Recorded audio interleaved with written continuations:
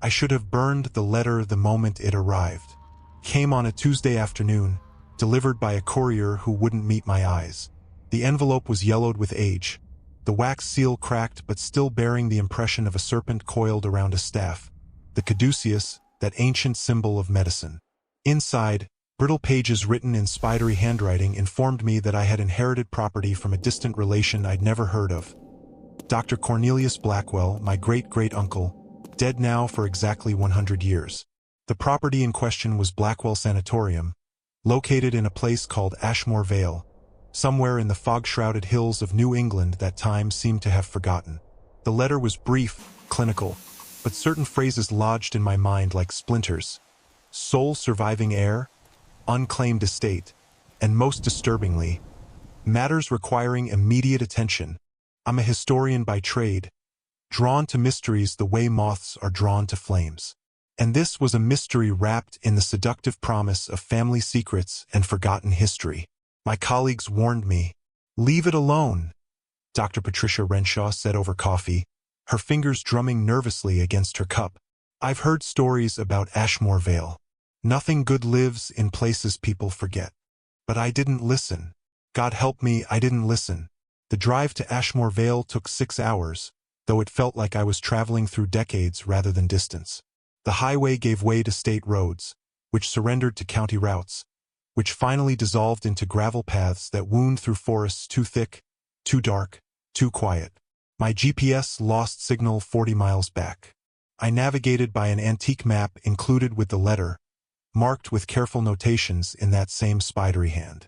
The town appeared suddenly, erupting from the mist like a shipwreck breaking the surface of a gray sea. Ashmore Vale was dying. No, it had already died. I was simply viewing the corpse. Buildings sagged against each other like drunken mourners. Windows stared blindly from houses that looked abandoned mid-breath, as if their occupants had simply vanished mid-step, mid-sentence, mid-life. A single gas station still operated, manned by an old woman whose face was a roadmap of wrinkles. When I asked directions to Blackwell Sanatorium, her expression curdled. "You're the heir," she said. Not a question. A statement cold as cemetery marble. "How did you?" "We've been expecting someone." She turned away, began counting coins with trembling fingers. "Up the hill. Can't miss it. Though Lord knows you should try." "What do you mean?" But she wouldn't say another word, just kept counting those same coins over and over, her lips moving in silent arithmetic or perhaps prayer. The road to the sanatorium carved through woods where the trees grew wrong, twisted, reaching toward each other like arthritic fingers trying to block out the sky. As I climbed higher, the temperature dropped. Not the gentle cool of altitude, but something else. Something that settled into my bones and made my teeth ache. Then I saw it. Blackwell Sanatorium rose from the hilltop like a gravestone. 3 stories of Victorian Gothic architecture rendered in gray stone that seemed to absorb light rather than reflect it. Towers flanked the main building like the horns of some massive beast. Windows were boarded, though I could swear I saw movement in one, just a flicker, a shadow where no shadow should be. The gates stood open, rusted, waiting. I parked my car and stepped out into air that tasted of copper and old secrets. The wind had died completely. In the unnatural stillness, I could hear my heartbeat, each pulse thunder-loud in my ears. The grounds were a cemetery of medicine. Wheelchairs rusted in gardens gone wild. A gurney lay overturned near the entrance, restraints still attached, their leather straps dark with ancient stains. And everywhere, there were birds, dead birds, dozens of them scattered across the pathway, their small bodies perfectly preserved, as if they'd simply forgotten how to live mid-flight. I approached the main doors, massive oak affairs carved with more of those serpent symbols. A chain and padlock secured them, but the chain had been freshly cut. Someone had been here, recently. The doors groaned open at my touch, revealing a grand entrance hall choked with dust and decay. A reception desk stood abandoned, its surface still holding a logbook open to a page dated October 13th, 1925. The final entry read simply, "God forgive us. They're waking up." My flashlight beam cut through the gloom, illuminating walls where paint peeled in strips that looked disturbingly like skin. Patient records lay scattered across the floor, hundreds of them, their pages torn and scattered like desperate messages. I picked one up at random. Patient 47, Samuel Hutchins. Age 34. Diagnosis, terminal consumption. Admitted, March 1923. Treatment, Dr. Blackwell's protocol. Status, deceased. Notes, initial burial March 15, 23. Exhumed March 17, 23 for Phase 2. Reburied March 20, 23. Subject showed response to. The entry ended there, torn away. Buried twice. A sound echoed through the building, rhythmic, mechanical. Metal on stone. Coming from somewhere deep below, in what I knew with sudden, terrible certainty must be the basement. I should have left then. Should have run back to my car and driven away and never looked back. But the historian in me, that foolish, curious part, wanted answers. Needed them. I found the stairs leading down. The basement stairs descended in a tight spiral, each step worn smooth by countless feet traversing this path between the world of the living and whatever waited below. My flashlight flickered, fresh batteries yet already dying, and I had the irrational thought that the darkness here was hungry, feeding on the light. The mechanical sound grew louder with each step. Scrape, pause, scrape, pause. Regular as a heartbeat, deliberate as a funeral march. The air changed as I descended. Colder, yes, but more than that, it felt used, as if it had been breathed and rebreathed so many times it had lost something essential. And the smell. God, the smell. Formaldehyde and rot and something underneath it all. Something chemical and wrong that coated my throat and made me gag. The stairs ended at a corridor lined with doors. Each door bore a number and a nameplate. Laboratory 1. Laboratory 2. Preparation room. Cold storage. That last one had scratch marks on the inside, deep gouges that had splintered the wood. My hand trembled as I pushed it open. The cold storage room was exactly what it claimed to be. A morgue. Steel tables lined the walls, each fitted with restraints. But these weren't normal morgue restraints. They were heavy, industrial, the kind meant to hold something that fought. The walls bore more scratches, long claw marks that ran from the tables upward, as if something had tried desperately to climb toward the ceiling. On one table lay a patient chart, miraculously preserved under a glass paperweight. I lifted it with shaking hands. Dr. Cornelius Blackwell's notes on the resurrection protocol. The boundary between life and death is not a wall but a membrane. Thin, permeable. After 18 months of study, I have concluded that death is merely a state, a condition that can be altered, reversed, cured. Like any disease, traditional medicine declares a patient dead when the heart stops, when breathing ceases. But the body remains. The tissues linger. The potential for life continues dormant, waiting for the correct stimulus. I have developed a serum, Formula 17B, derived from rare South American fungi, electrical stimulation techniques, and certain chemical compounds I dare not name in official records. Initial tests on small animals proved promising. The subjects revived. They lived, if they could still be called alive. I had to read that last line 3 times before its meaning sank in. The mechanical sound stopped. In the sudden silence, I became aware of my breathing ragged, too fast. And then, from somewhere in the darkness beyond my flashlight's reach, came another sound. A wet, dragging sound, like something heavy being pulled across concrete. Hello! My voice cracked. Is someone there? The dragging stopped. Then footsteps. Slow. Uneven. One foot falling normally, the other scraping, as if the walker had forgotten how to lift it properly. I backed toward the door, my flashlight sweeping the darkness. The beam caught something, a figure at the far end of the room, pressed into the corner. Impossibly tall and impossibly thin, like a man who had been stretched on a rack. Who are you? I whispered. The figure didn't answer, didn't move, but I felt eyes on me, studying me with an intelligence that was all the more terrible for being inhuman. I ran, back up the stairs, my footsteps echoing like gunshots. The dragging sound followed, faster now, accompanied by a wheezing breath that rattled with fluid. I burst into the entrance hall and slammed the basement door behind me, leaning against it, gasping. Something hit the other side, hard enough to rattle the wood in its frame. Then again, and again. The rhythmic pounding continued for 30 seconds before stopping. In the silence that followed, I heard a voice, dry as autumn leaves, cracked as old leather. Air. The air has come, at last. I scrambled away from the door, my rational mind fracturing. This wasn't possible. The sanatorium had been abandoned for a century. There couldn't be anyone, anything down there. But I knew what I'd seen, what I'd heard. I needed to understand what Dr. Blackwell had done here, what buried twice truly meant, and why, after 100 years, something was still waiting in the dark. I forced myself to explore the upper floors, searching for Dr. Blackwell's office, for records, for anything that could explain the horror fermenting in this place. The second floor held patient rooms, dozens of them, each one a cell of peeling wallpaper and rusted bed frames. Some rooms still held personal effects.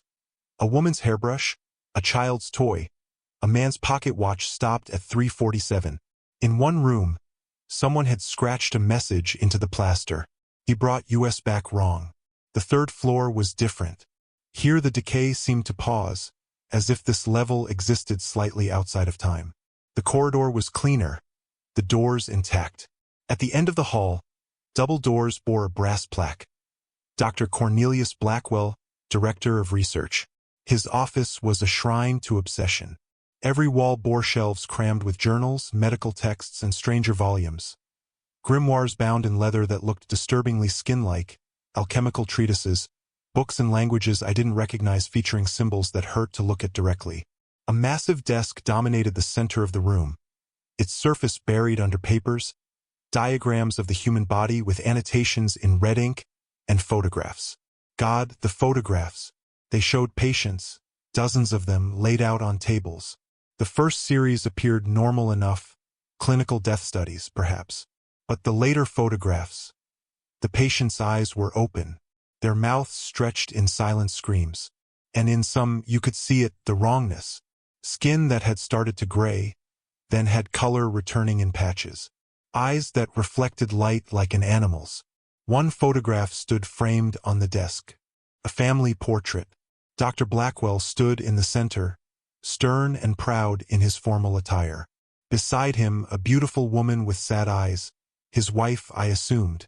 And in her arms, a small girl, no more than 5, with ribbons in her hair. On the back, written in that familiar spidery hand, "My darlings. Taken by influenza, October 1924. I will not accept this. I will bring them home."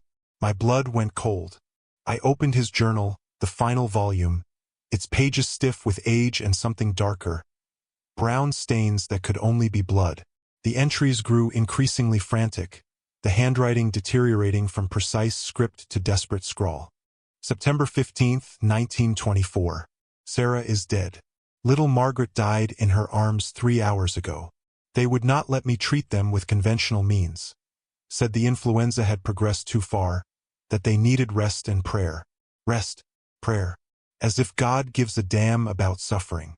I have buried them in the family plot, but this is not the end. Cannot be the end. Every hour they lie in the ground is an hour of decay, of deterioration. But the brain remains viable for some time after death. If I could preserve it, stimulate it, restore function to the organs.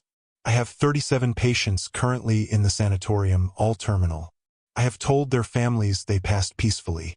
I have buried them in the cemetery on the grounds, each with a proper ceremony.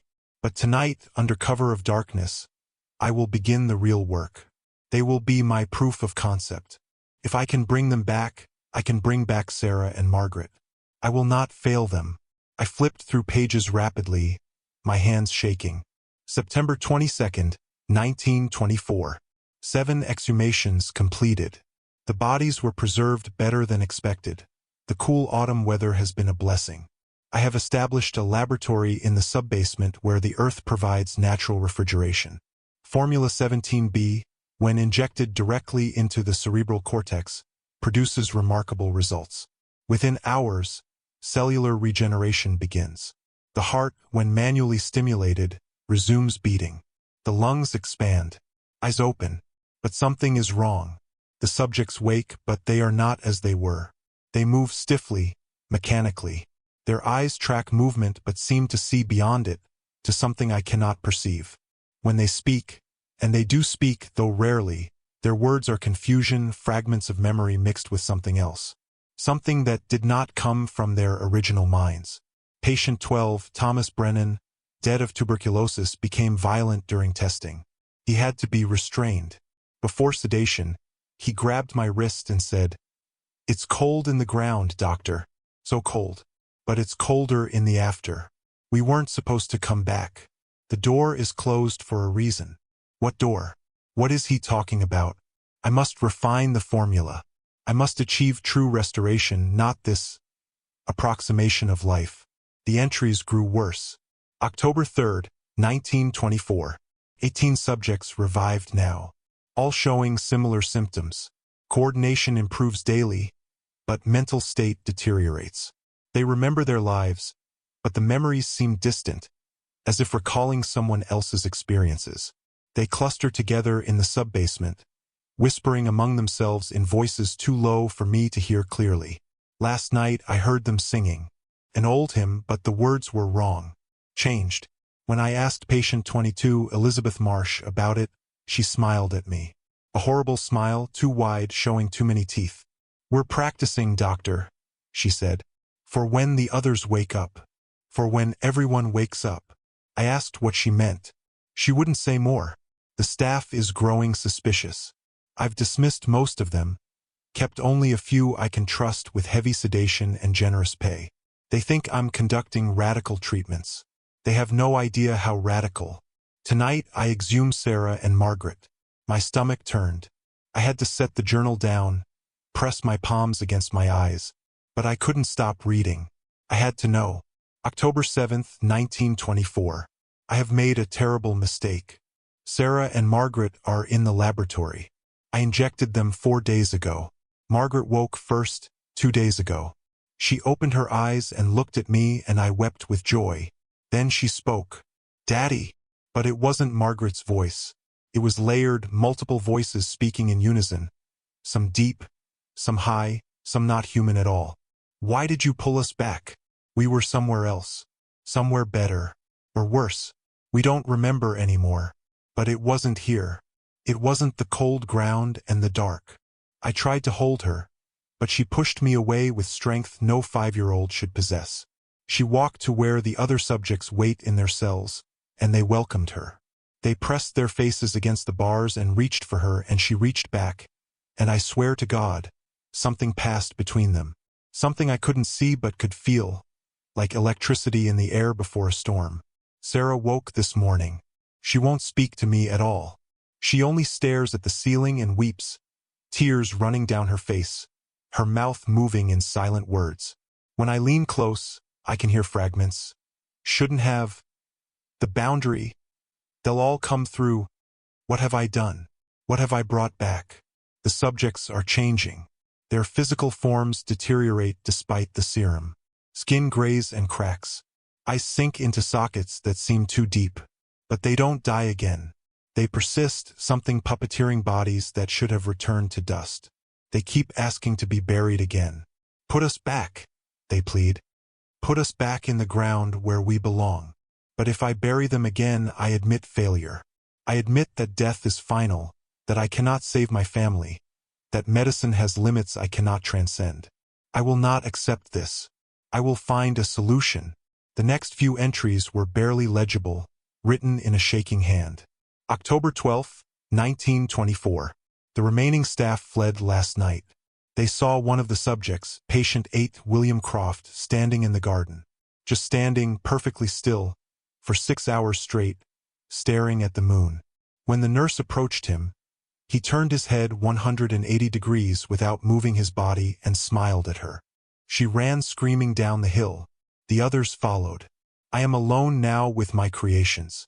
They are not contained anymore. They've learned to pick the locks on their cells. I find them throughout the sanatorium at all hours, standing in corners, sitting in empty rooms, congregating in the entrance hall like guests waiting for a party to begin. They don't harm me, they simply watch. Wait, last night, I found all 20 of them, including Sarah and Margaret, gathered in the chapel. They were arranged in a circle around the altar, holding hands, swaying gently.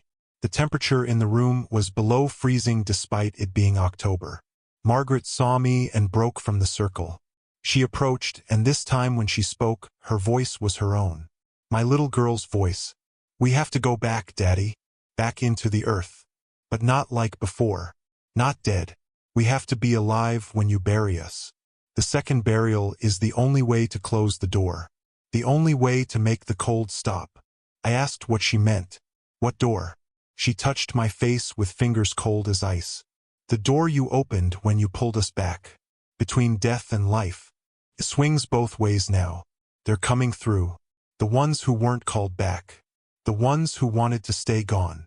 A sound from downstairs pulled me from the journal, the front doors slamming open. Footsteps echoed in the entrance hall. Multiple footsteps. Dragging, shuffling, but purposeful. They were inside. I froze in Dr. Blackwell's office. The journal clutched to my chest. Every survival instinct screaming at me to hide. The footsteps below multiplied. 5, 10, maybe more. Moving through the entrance hall with that same uneven gait I'd heard in the basement. They were searching. For me. I forced myself to breathe slowly, quietly, though my heart hammered so hard I was certain they could hear it. Through the floor, I heard them spreading out, moving through rooms with methodical purpose. One set of footsteps approached the stairs. I looked around desperately. The office had no other exits. No place to hide except beneath the massive desk. I crawled under it, pulling the chair in after me, making myself as small as possible. The footsteps reached the third floor. Slow, deliberate, moving from door to door, checking each room. I reopened the journal, my hands shaking so badly I could barely turn the pages. If I was going to die here, I needed to understand why. I needed to know what Dr. Blackwell had unleashed. October 13th, 1924. They were right. The subjects were right. Last night I saw them. The others. The ones Margaret spoke of. I was in the chapel at midnight, trying to pray, trying to find some answer in faith that science had denied me. The temperature dropped until my breath fogged white. The candles flickered and died. And in the darkness I saw movement. Shadows, but not cast by any physical form. They moved against the walls, across the ceiling, shapes that resembled human figures but stretched wrong, distorted, like reflections in broken mirrors. And they were trying to get through, pressing against the boundary between their realm and ours, seeking the crack I had opened. The subjects felt them coming. They gathered in the entrance hall, all 20 of them, standing in formation like soldiers awaiting orders. When I approached, Sarah turned to me. "It's time," she said in that multi-layered voice.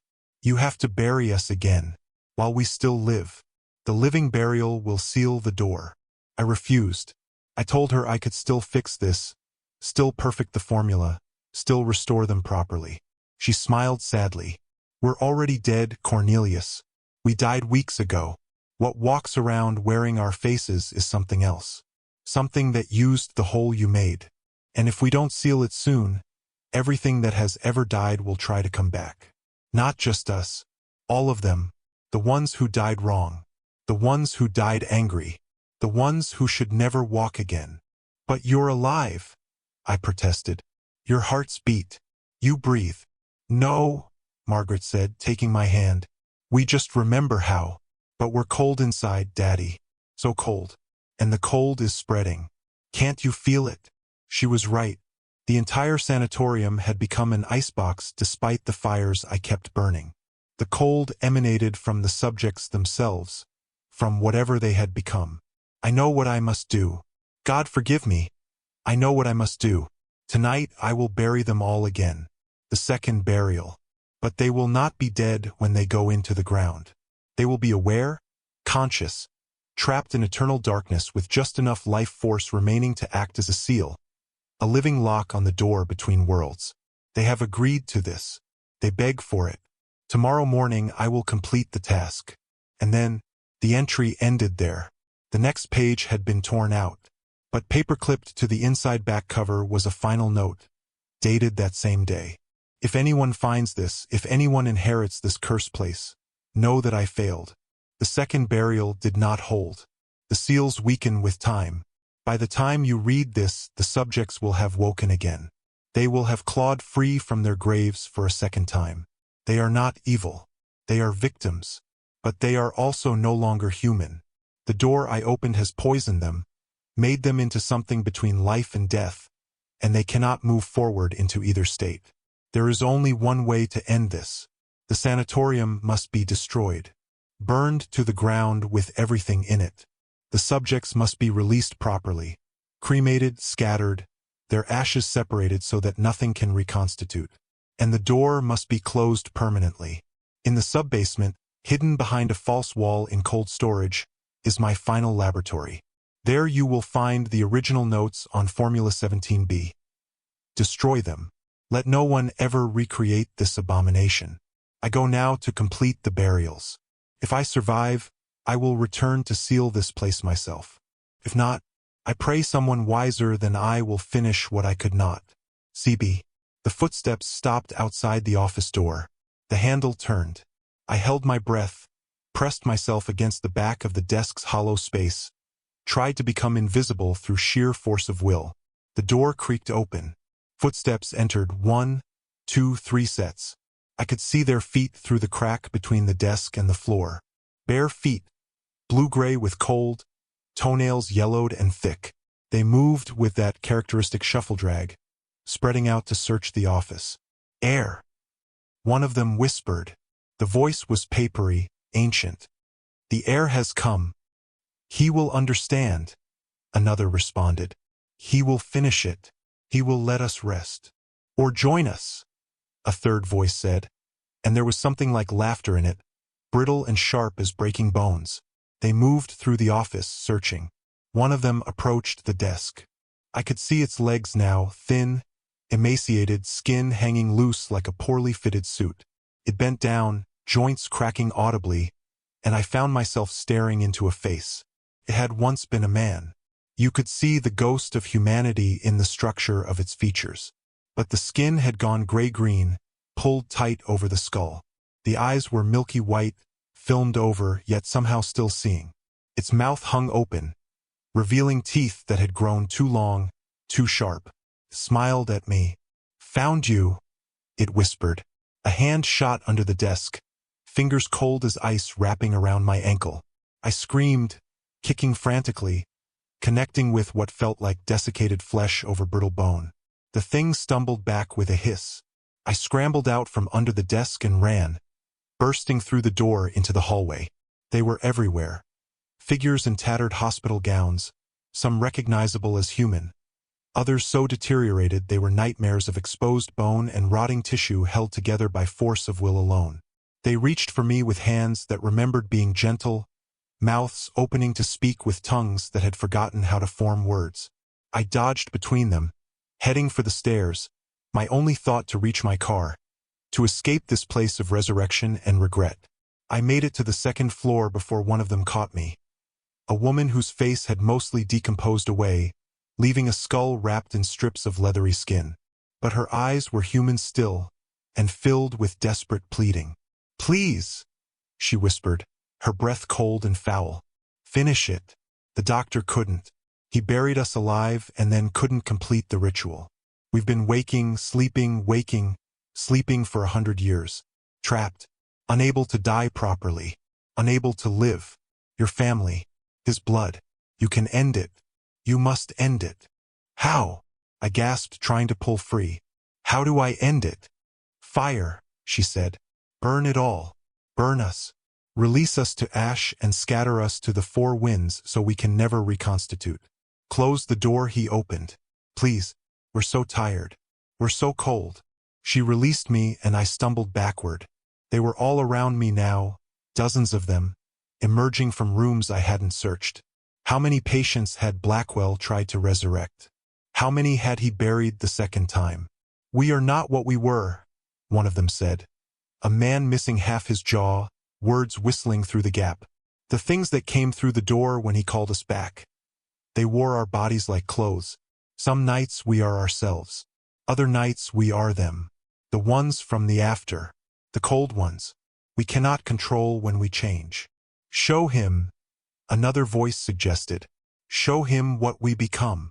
No, the woman protested. Don't frighten him. We need him. But it was too late. Something was happening.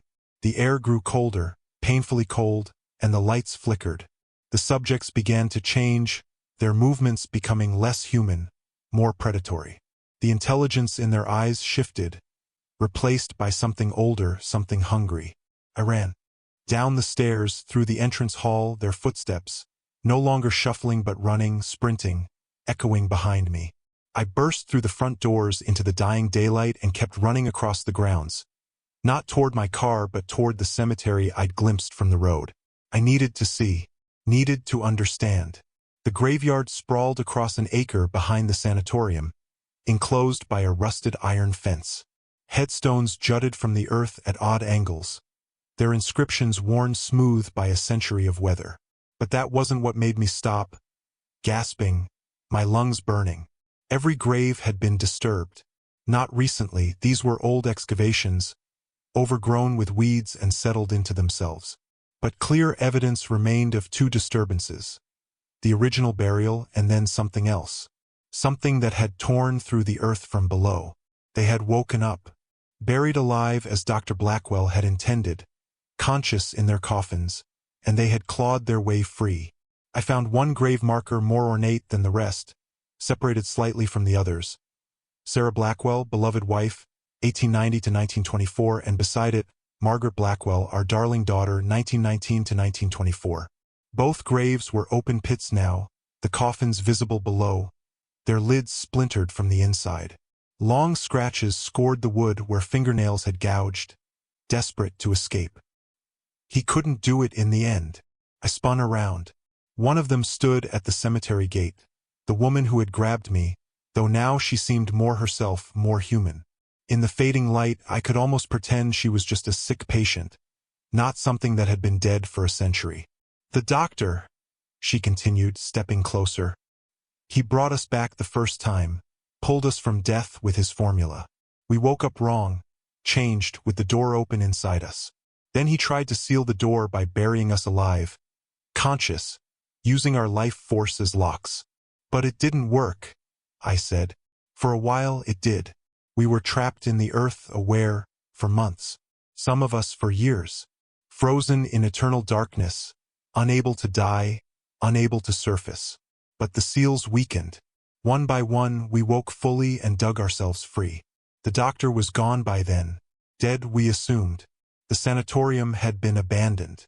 We had nowhere to go, and we weren't truly alive anymore, so we stayed. We haunt this place. We are this place now.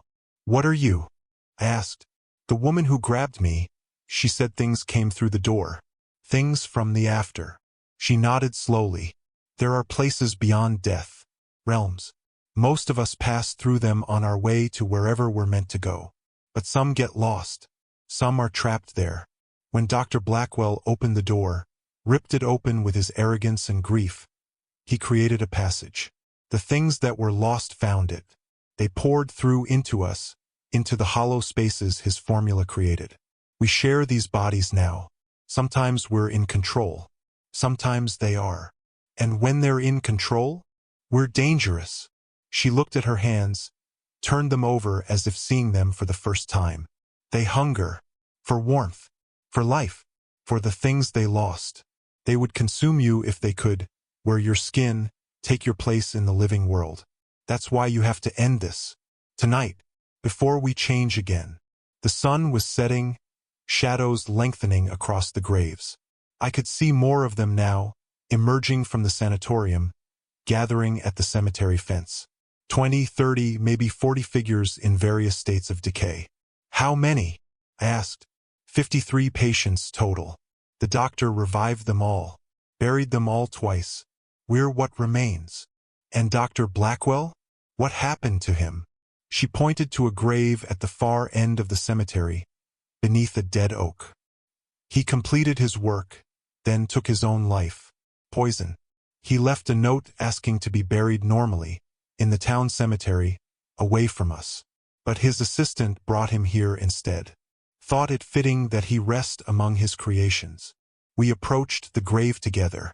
The headstone was simple.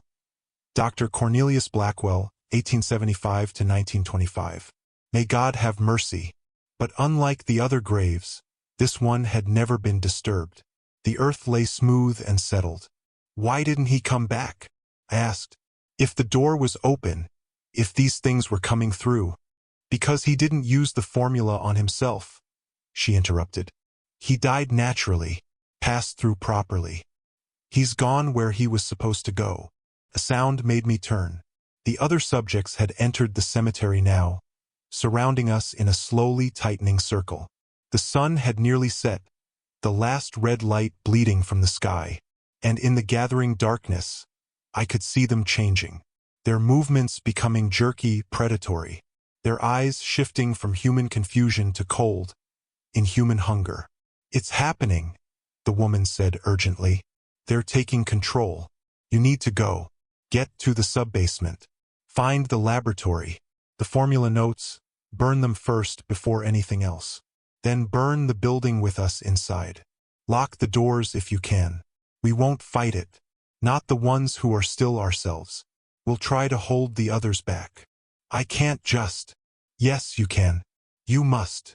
She gripped my shoulders, her strength terrible. This is why the letter found you. Why you were called here. Dr. Blackwell left instructions that the inheritance should pass to a blood relative, someone who could be trusted to end what he started. You're the last of his line. The last chance we have to be free. The circle tightened. Some of the subjects were fully transformed now, moving in that wrong way, their heads tilting at impossible angles, mouths opening too wide. Run, she whispered. Run now, and don't look back. I ran. Through the cemetery, between graves that vomited up the doctor's mistakes, back toward the sanatorium. Behind me, I heard them giving chase. Some of them still human enough to shout warnings, others making sounds that weren't human at all, shrieks and howls that no throat should produce. I crashed through the front doors and slammed them shut, throwing the chain back across. It wouldn't hold long, but I didn't need long. Just enough time to reach the sub-basement, find the laboratory, and do what should have been done a century ago. End it. End all of it. I ran for the basement stairs. The sub-basement was worse than I'd imagined. Below the first basement level, accessible through a hidden door behind the morgue's cold storage units, a second set of stairs descended into absolute darkness. My flashlight beam seemed to die within feet, swallowed by shadows that felt solid, resistant. I had to force myself down step by step, each footfall echoing into depths that seemed to have no bottom. Behind and above me, I could hear them breaking through the front doors, the crash of splintering wood, the shriek of tortured metal, and then the sounds of them entering, spreading through the building, searching. Some voices called out in warning, trying to help me. Others screamed with predatory hunger. The stairs ended at a corridor even colder than the one above. Frost coated the walls in intricate patterns that looked disturbingly organic, like frozen veins. The doors here were different, reinforced steel, each with a small window of thick glass. I shone my light through the first one. The room beyond was filled with coffins. Not empty coffins waiting for occupants, but occupied ones, lids open, revealing the remains of Dr. Blackwell's failures. Bodies in various states of preservation and decay, all showing evidence of his formula. The gray-green discoloration, the unnatural preservation, the sense that something still lingered in the tissue, not quite dead, not remotely alive. How many had he experimented on before he perfected the formula enough to revive them? How many had he buried just once, their resurrections incomplete? I moved past that room and the next, each one a gallery of medical horror. Examination rooms with tables fitted with those terrible restraints. A room filled with jars, organs suspended in fluid that glowed faintly blue. A surgical theater with a skylight that looked up through layers of earth to the cemetery above, so he could work by moonlight while the graves pressed down around him. At the corridor's end, Laboratory 0. The door was ajar, hanging crooked on broken hinges. Something had forced its way out of this room. The gouges in the metal told that story. I pushed it open fully. The laboratory was vast, carved into the bedrock itself. Blackwell had transformed a natural cave into his workshop, the stone walls bearing equations and diagrams in chalk and paint and what looked horribly like blood. Work tables lined the space, covered with equipment, beakers, burners, electrical apparatus, and at the center, a massive chair fitted with electrodes, restraints, and tubes that fed into tanks of that same glowing blue fluid. But it was the far wall that drew my eye. The door. Not a physical door, but something else. A section of the cave wall where reality seemed thin, translucent, like ice over deep water. Through it, I could see shadows moving, human-shaped but wrong, twisted, their movements jerky and predatory. The things from the after. The cold ones. And they could see me. They pressed against the barrier, their hands, if they were hands, leaving prints in the translucent membrane. The temperature plummeted. My breath frosted white. The shadows began to solidify, to take on weight and substance. The door was opening. No, I breathed, backing away. No, no, no. A hand caught my shoulder. I spun, my flashlight revealing Dr. Blackwell's wife, or what had been his wife. Sarah. She was more deteriorated than the others, having been dead longer before revival. But her eyes still held intelligence, still held something maternal and fierce. "The notes," she said, pointing to a desk beneath the shadow door. "Burn them, now, while you still can." I ran to the desk, finding it covered in journals and loose papers, all filled with Dr. Blackwell's increasingly frantic handwriting. The formula, diagrams of where to inject it, observations on the resurrection process, and calculations, terrible, cold calculations about how long a body could remain conscious while buried, how much awareness was needed to act as a living seal. I pulled out the cheap lighter I carried for emergencies, my hands shaking so badly I could barely work the wheel. Behind me, Sarah was doing something, chanting in a language I didn't recognize, her voice layered with others, dozens of others. The subjects from above had reached the sub-basement, and they added their voices to hers, a chorus of the dead trying to hold back the door. The lighter caught. I touched it to the corner of a journal. The paper resisted at first, as if reluctant to burn. But then it caught, flames spreading across the pages with unnatural speed, consuming years of research in seconds. I lit page after page, journal after journal, feeding them all to the growing fire.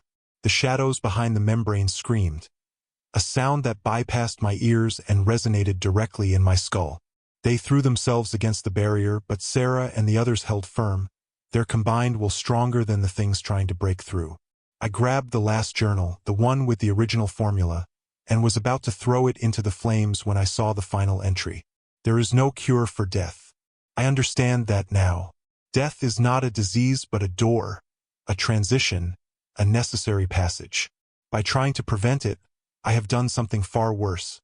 I have trapped souls in limbo, created suffering that should never exist, opened pathways that should remain closed forever. To whoever finds this, burn it all. Burn the notes. Burn the sanatorium. Burn the subjects if you can, they will thank you for it. And when you're done, seal the sub-basement. Pour concrete. Salt the earth. Let no one ever find this place again. My arrogance was thinking I could improve on nature, on God, on the fundamental order of things. My punishment is knowing I have created hell on earth and cannot undo it. I go now to join my family in the only proper way, by dying and staying dead. Learn from my mistakes. Some doors should never be opened. And death, for all its pain, is mercy compared to what I have created. I threw the journal into the fire. The flames roared up, blue-white and intense, consuming everything on the desk. The temperature spiked, then plummeted again as the shadows behind the membrane surged forward one final time. But they were too late. The formula was destroyed. Whatever arcane power it had held, whatever opened and sustained the door, began to collapse. The membrane solidified, became stone again, and the shadows were gone, sealed back in their realm. Sarah collapsed. The other subjects fell with her, scattered around the laboratory like puppets with cut strings. For a moment, I thought they were dead, truly dead, but then one by one, they began to rise. "It's done," Sarah whispered. "The door is closed. But we remain. Still trapped. Still between. You must finish it." "The sanatorium," I said, understanding. "I have to burn it. With us inside." She smiled, and for just a moment, I could see the beautiful woman from the photograph, the loving mother, the person she had been before Dr. Blackwell's grief and arrogance destroyed her. "We'll go to our rooms. The patient quarters upstairs. We'll wait there, and when the fire comes, we'll welcome it." I left the sub-basement as the subjects made their way upstairs, climbing toward the patient quarters on the second floor. They moved slowly, their borrowed time running out, the things that had sustained them for a century finally releasing their hold. Some of them were already collapsing, their bodies remembering they should have turned to dust decades ago. I found gasoline in the maintenance shed, 5 rusted cans that Dr. Blackwell or his staff must have stored for the generator. I carried them into the sanatorium, my muscles screaming, my mind numb with horror and purpose. In the entrance hall, I paused. This building was a monument to hubris, to the dangerous intersection of brilliance and grief. But it was also a tomb, a prison for 53 souls who had committed no crime except dying. I climbed to the second floor for the last time. They were waiting in the patient rooms, each one having chosen a bed, lying down in poses that might have been peaceful if not for what they were. Sarah lay in the room closest to where Margaret had been, her decomposing hand stretched toward the next bed, reaching for the daughter she'd lost twice. "Thank you," she whispered as I appeared in the doorway. "We've been waiting so long for this mercy." I couldn't speak, could only nod. I went through each room, pouring gasoline on the floors, the walls, the beds. Some of the subjects watched me work. Others had already closed their eyes, ready for the end. One, a young man, barely more than a boy, grabbed my hand as I passed. "Tell them," he said. "Tell the world what happened here. Don't let it happen again. Don't let grief make monsters." "I will," I promised. I saved the entrance hall for last, pouring the final can of gasoline across the floor, creating a trail from the front doors through the building. My hands were steady now. This wasn't murder. This was mercy. This was ending a century of suffering. At the threshold, I struck a match. "I'm sorry," I said to the empty air, to the ghosts, to Dr. Blackwell's legacy of pain. "I'm so sorry." I dropped the match. The gasoline caught with a whoosh of heat and light. Flames raced through the building, following the trails I'd laid, climbing walls and consuming curtains, medical records, equipment, all of Dr. Blackwell's work. Within minutes, the entire first floor was ablaze. I ran to my car, drove down the hill far enough to be safe, then turned to watch. The sanatorium burned like a signal fire, flames punching through the roof, towers collapsing in showers of sparks. The heat was tremendous even at this distance. I imagined I could hear screaming, but it might have been just the sound of burning wood, the death rattle of an old building. Or it might have been prayers of gratitude. The fire burned through the night. By dawn, only the stone shell remained, blackened and hollow. The wooden floors, the interior walls, everything that could burn had been reduced to ash. No sirens came. No fire department responded. Ashmore Vale had long ago given up on what happened on the hill. I drove back up as the sun rose. The basement stairs, being stone, had survived. I descended one last time, carrying a sledgehammer from my trunk. The sub-basement door was warped with heat but still intact. I sealed it, smashing the hinges, wedging the frame with rubble. Then I climbed back up and did the same with the main basement entrance. In the cemetery, I walked among the graves one final time. The open pits seemed less ominous now in the morning light. Just holes in the ground. Just evidence of interrupted rest finally concluded. At Sarah and Margaret's grave, I found something. A small ribbon, pink and faded, the kind a little girl might wear in her hair. It lay on top of the disturbed earth, placed there deliberately. A memorial, a goodbye. I took the ribbon and Sarah's photograph from Dr. Blackwell's office, miraculously preserved in my jacket pocket, and buried them together in the soft earth between the two graves. a mother and daughter together at last. Rest now, I said. Both of you, all of you, it's finally over. I left Ashmore Vale as the sun climbed higher, painting the ruins gold. In my rearview mirror, I watched the sanatorium recede, a blackened monument to ambition and loss. The old woman was still at the gas station, still counting those same coins. When I stopped to fill my tank, she looked at me with eyes that held terrible knowledge. "It's done?" she asked. "It's done." She nodded slowly. "Good. We've lived in its shadow long enough, us here in the valley. Felt them up there, restless and cold. Maybe now the town can rest too. Maybe we can all finally rest." I drove away from Ashmore Vale, from Dr. Blackwell's legacy, from the place where the boundary between life and death had been torn and then, finally, mended. But I haven't forgotten. I never will. I'm a historian, after all. And this history, this macabre history of a doctor who tried to cure death and buried his patients twice, deserves to be remembered. Not repeated. Never repeated. But remembered as a warning. Death is not a disease. It is not an enemy to be conquered. It is simply a door we must all pass through in our time, leaving the light for the darkness, trusting that on the other side is rest, peace, whatever comes after. Dr. Blackwell forgot that. His grief blinded him to the natural order.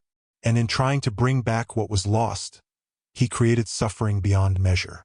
I keep his wife's photograph in my desk drawer now, along with the pink ribbon. Sometimes, late at night when I'm working on research papers, I take them out and look at them. A reminder of where ambition leads when it refuses to accept limits. When it mistakes love for license to break the fundamental laws of existence. The sanatorium's ruins still stand on that hilltop, I assume. I've never gone back. Never will. But sometimes I wonder if you can still feel the cold there, even with the subjects released to ash and rest. If the door Dr. Blackwell opened, though sealed, left a permanent scar on the fabric of reality. I wonder if he found his family on the other side. If Sarah and Margaret forgave him for what he did. If they understood that grief can drive even the brilliant to madness. I hope they did. I hope death was kinder to them than resurrection had been. As for me, I carry this story like a weight. This knowledge of what happens when we refuse to let go, when we try to drag back what time and nature have claimed. I carry it so others don't have to learn it the hard way. Don't seek to cure death. Don't open doors that should stay closed. And if you inherit a letter from a doctor you've never heard of, offering you property in a town time has forgotten, burn it. Burn it and never look back. Some inheritances are not blessings but curses. Some histories should stay buried. Just once.